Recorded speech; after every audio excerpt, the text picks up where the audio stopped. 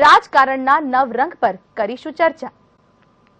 તો અમે આપને બતાવ્યા કે જે પ્રમાણે રાજનીતિની અંદર નવા રૂપ જોવા મળી રહ્યા છે, નવરંગ જોવા મળી રહ્યા છે, આ જ મુદ્દે ચર્ચા કરીશું। અમારી સાથે જોડાઈ ગયા છે કોંગ્રેસ પ્રવક્તા જયરાજસિંહ પરમાર, બીજેપી નેતા મનસુખ માંડવિયા અને રાજકીય વિશ્લેષક રાજેન્દ્રભાઈ રાવલ। આ ત્રણેયનું સ્વાગત છે।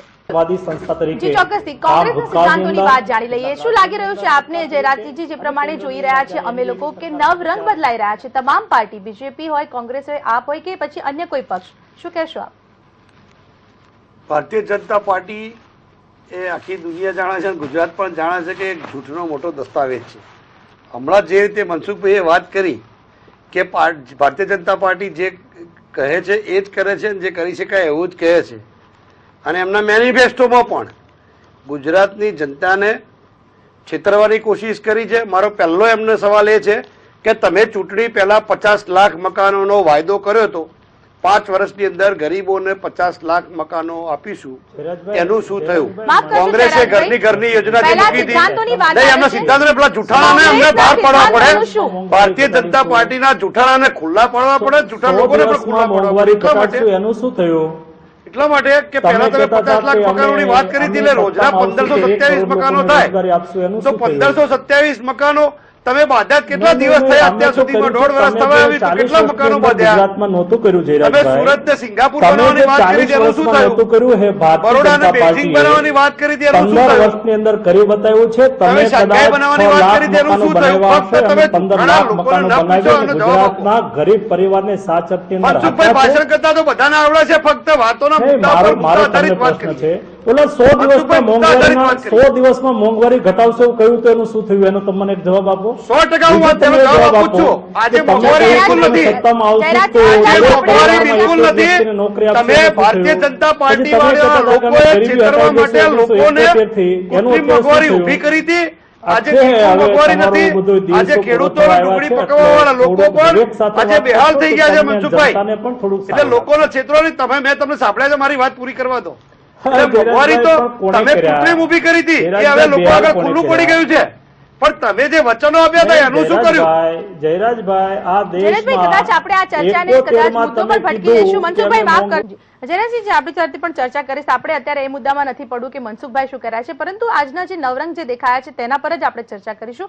કપિલ સિબ્બલે જે પ્રમાણે આજે કર્યું છે, આખી વાત આપણે સૌ કોઈએ જાણી છે, આપનું શું માનવું છે કે જે આતંકીઓ નિર્દોષ હશે તો મારો પુત્ર આ કેસ લડશે, એક વોટ બેંકને ક્યાંક ઝડપવાનો તેઓ પ્રયાસ કરી રહ્યા છે?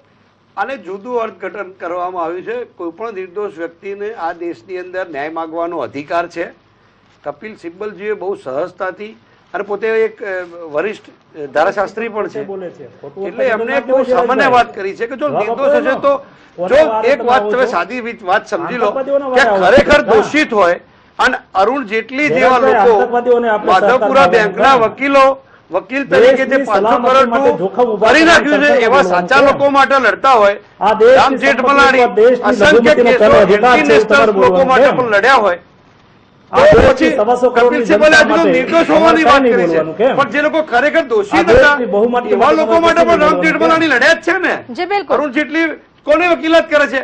ગુજરાતની સૌથી વધુ ધનોત્પન્ન કરવા વાળા માધવપુરા બેંકના કેતન પારેખના વકીલ છે કે નહીં? મનસુખભાઈએ જવાબ એ આપવો જોઈએ, એટલે મનસુખભાઈએ જવાબ એનો આપવો જોઈએ, ખાલી માત્ર નહીં। અને બીજું કહું, રાજેન્દ્રભાઈ જે વાત કરી એ બહુ સારી વાત કરી કે પ્રજાને અત્યારે લોકોને ટપાલાથી મતલબ નહીં, રોટલાથી મતલબ હોય છે। અત્યારે સત્ય નહીં, માત્ર સૂત્ર વેચાય છે, બિલકુલ સૂત્ર આપવામાં આવે છે, અને જો દુનિયાની અંદર હંમેશા સત્ય કરતા અસત્ય વધુ વેચાય છે, એ બરાબર નરેન્દ્રભાઈ મોદી બરાબર જાણે છે। ચોક્કસથી જાહેરમાં ગાળો ભાંડનાર નેતાઓ જ વિરોધી પાર્ટીમાં જઈને પોતાના પક્ષને, જ્યારે વિરોધી પાર્ટી પોતાના પક્ષની અંદર તેઓને આવકાર આપે છે, ત્યારે બંને પક્ષને પૂછવા માંગીશ કે આવું શા માટે થાય છે, પરંતુ હાલ રોકાઈશું એક નાનકડા બ્રેક।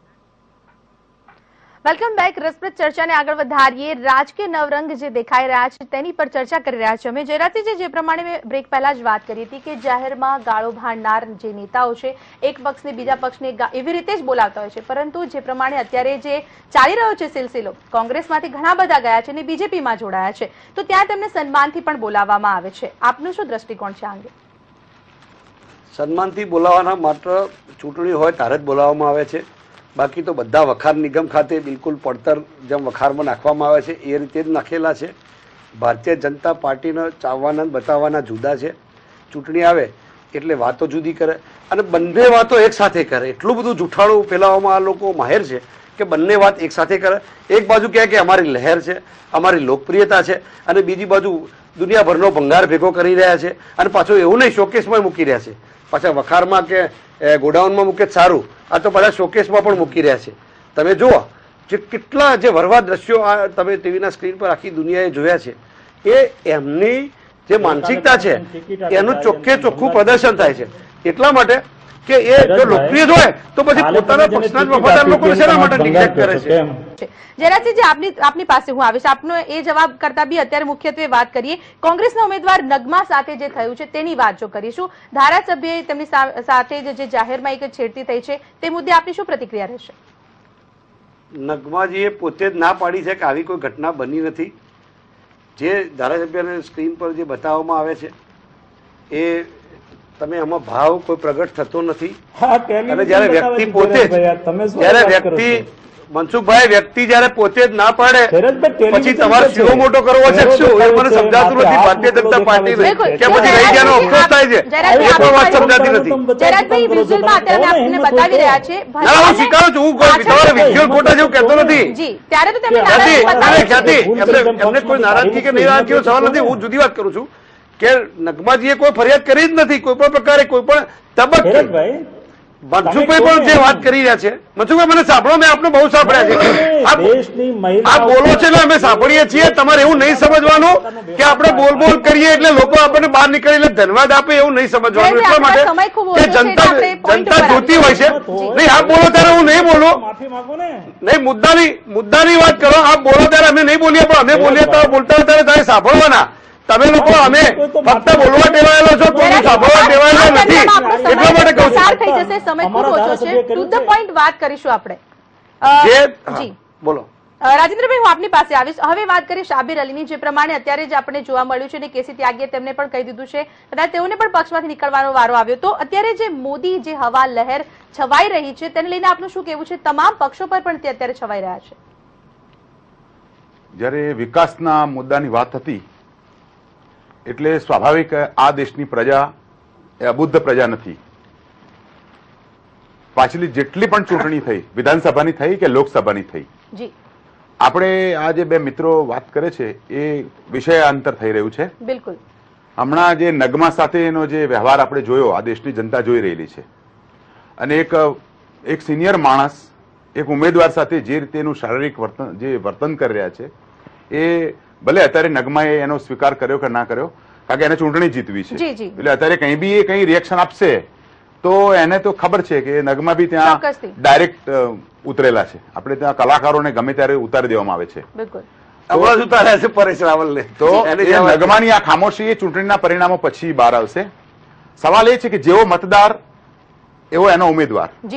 મત આપવાનું કામ પ્રજા કરે છે અને પ્રજા જ ઉમેદવારોને ચૂંટે છે. તો આપણો છેલ્લો મુદ્દો પણ અત્યારે એક વાર જોઈ લઈએ. જે પ્રમાણે મનસુખભાઈ, આજની જો વાત કરીએ, મોહન કુંડારિયા જે થયું છે યોગ શિબિરમાં, તેમને બાળકોની છાતી પર પગ મૂકીને તેઓ ચાલ્યા. વિવેક બુદ્ધિની પણ ક્યાંક વાત આવી જોઈએ કે નહીં?